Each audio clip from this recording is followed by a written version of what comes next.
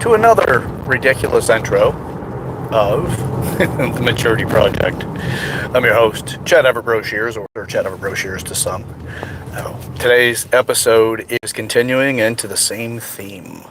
It's to thine own self be true. Actually, that's probably a motto that I'll just slap on my shirts and things that I'll put out there at some point in time. Anyway, yeah. Embracing the suck is one that I've talked about. I actually get the term from the military, especially like people going through special forces, stuff like that. It's kind of coined in that world from my understanding of it.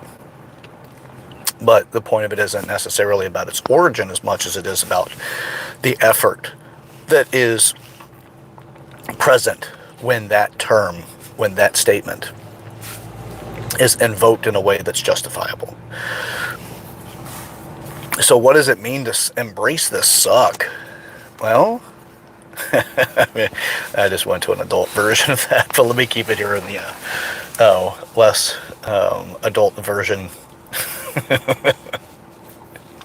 Anyway, what it means is like it really is to just like take it on. The lesson is right there in front of you, whatever that lesson is, and there's a multitude of things that's inside of embracing the suck when you're in the military experience or a situation, is because there's the physical exhaustion, the hardship the body's going through, the discomfort, the mental exhaustion, the emotional factors, all of that. And then typically there's something to stimulate a puzzle solving process, or there's something to simulate a challenge to overcome beyond just the physical demand. So embracing the suck also has to do with the emotional and psychological stress that comes along with just directly addressing a challenge you're involved with. So embrace it. The great thing about it is, man, it's so easy to shift it over to exercise, because I spent so much time in the world of exercise. As being, a personal trainer, and then, becoming a strategist that specifically specialized with gyms that were struggling and help them get back on their feet and be profitable. But I had to go through a lot of the suck in that world. There's a lot of stress. I have a ridiculous work ethic. It's very, and that's not a brag. That's just, I coined a term that I used jokingly with a lot of my colleagues. That was that I'm working the divorce me hours. And if I had been married, there's a good chance that I'd be divorced because of the kind of hours that I was working. So I came up with that term, the divorce me hours. So with that, it was, as soon as I woke up in the morning, which back then I woke up around 5 a.m., immediately plug in to something educational. It had to be something to develop leadership, or to hone in on my craft, to be better on the technician side of things, as far as the personal trainer side, going over course material for my certifications, or just a general curiosity that would carry through. And, it was pretty tough at times. I'm completely exhausted, but then I would give myself specific challenges and say, Chad, you need to accomplish this. And those challenges could have been, you need to read another 10 pages before you fall asleep, even though I'm nodding off at that moment.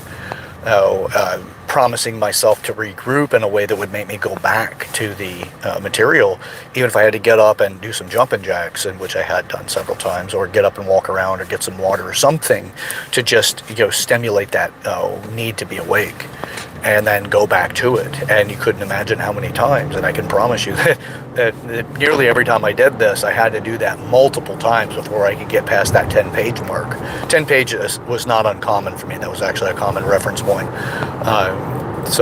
And I've gotten through many books because of that, but requiring that I also am understanding the literature, not just task reading to get through the pages. It was to fully comprehend it as best as possible. So I pushed through. That was a very tough experience to go through it, but it was one more thing that I have gotten better at in life. So same thing as I'm going through different scenarios, different emotional challenges, things like that, is constantly face the challenge. Be aware, and to be as truthful to yourself as possible when you're going through whatever that is. And here's an interesting thing that I've realized. I'm addicted to growth. I am incredibly addicted to developing myself. and to find out where I can do it next. And it's uncomfortable, just like you have whenever there is an addiction. It is uncomfortable not to partake in that thing, because there's habits, like people pick their nails, and there's all kinds of things that are habits that are, classified in a way of, or justifiable to refer to as an addiction. So same thing with growth for me. It is incredibly uncomfortable in a way that I will not allow is to not face things and grow. It is uncomfortable for me not to avoid, where once before, that was my tactic to deal with a challenge, was to avoid it, to outsmart the situation in a way that I still got the privilege of avoiding it, but I was able to manage, being able to manage the experience of facing something, to say, what, there is something better on the other side of this situation, this challenge that I'm facing, this hardship. There's something on the other side of it that will make me better, that will make me stronger, that will make me more adept at life, and not to dismiss or disown any opportunity for growth. So I've become so addicted to that. But this has been, a lifetime of experience. I've chosen many times to grow, but there was handicaps along the way, like my tactic to avoid what I really didn't want to deal with. And in my education, the 8 areas of maturity, which is what the maturity project is in itself, I would choose what area I wanted to address in my life. And then there were areas that I did not either realize I could address, which I've come to realize that you can, or I just really didn't feel like dealing with it, or I didn't have enough energy. I wasn't doing enough of the recovery parts to what you do when you have exhaustion, which, by the way, is another interesting thing, is you can recover yourself in every area. It's just, what's your method to recover yourself? So just keep that in mind. There's 8 areas of maturity. There's 8 different ways of exhausting yourself, and there's 8 different, and there's, you can actually say there's more than 8 ways to exhaust yourself and more than 8 ways to replenish yourself, but we all have something specific. Have you ever had that experience where somebody brings up a subject that you're just so tired of, you're just so done with it? As soon as that conversation or that topic is brought up, you immediately lose all energy. You feel depleted. You feel like you got to take a nap, or you just got to get away from it because it's sucking the life out of you. That's actual deep exhaustion without any replenishing exercises. A lot of the times, to replenish yourself in an area that's exhausted is being responsible and fully claim the truth about what that is. Face it, and it actually does have that sense of recovery and rejuvenation. It ain't easy, man. It is not easy. But you deal with less and less of that inner stress as you get closer and closer to the truth of who you are. Now, so embrace the suck. Before you know it, whatever other people think is hard is not at all. Like, I'm a lifelong learner. I'm addicted to learning and growth and development. I love it. It's one of my favorite pastimes. Give me something to learn. Give me something to enjoy in the direction of what I find interest in growing in and developing in. Or introduce me to something, or a different perspective of something that I don't really have that much interest in developing. As an example, I have little to no desire to learn about makeup. As far as the advertising face of makeup, where it's about how you can just be pretty and whatever, and just look a specific way. That's not really of interest to me at all.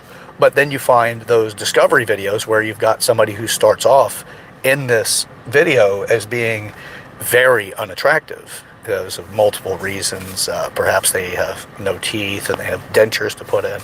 It's just not the aesthetically pleasing type of person necessarily, and it's not a slight against them. It's not, we typically do not find that attractive. And there's reasons, by the way, why we find teeth attractive and why we find specific features attractive.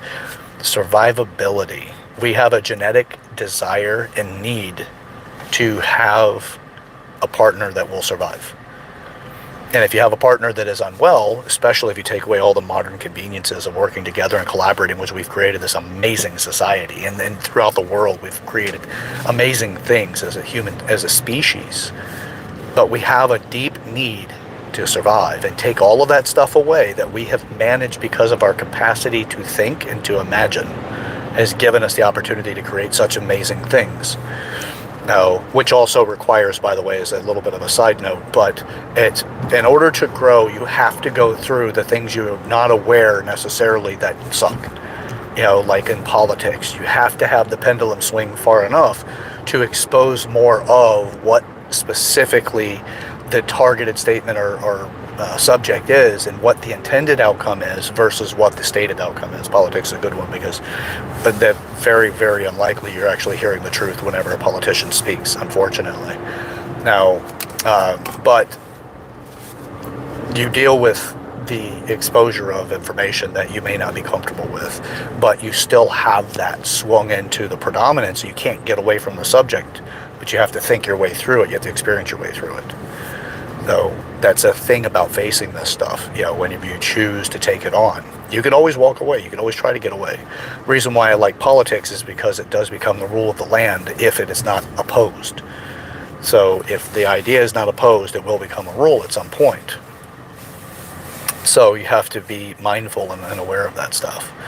So that's why I like this subject, and using politics as an example. Although, you know, that gets into the people's emotional triggers, and I will be making a video about how to, you know, how people are triggered into that emotional state, and how they offset the things that are actually for the betterment of themselves because they're emotionally stuck in this space of frustration or whatever assigned emotional stressor that elicits an outcome. So I'll get into that in a future video. But all right, so embrace the suck, take it on. There's opportunities behind every challenge, and that opportunity, if you're present to the growth, will yield you a significant outcome. Now, with that being said, let's find today's stressor, let's find today's pain point, and let's do something about addressing it. So now, we'll get further into this stuff too as it goes along to give you an idea about what is a better method to address something. All right, well, until next time, I'm your host, Chad Everett Broshears, or Sir Chad Everett Broshears to some. Now, this is the Maturity Project. Don't forget to like and subscribe to this channel. Now, also, not only like and subscribe to the channel, but share the video. Put a comment in the comment section. But share the video with somebody in your life that actually helps you get to see that there is more. There's something to address. And that you can make this your icebreaker for the conversation. All right, until next time. We've got to change, but we really got to work on ourselves first, okay? All right, talk to you soon. See ya.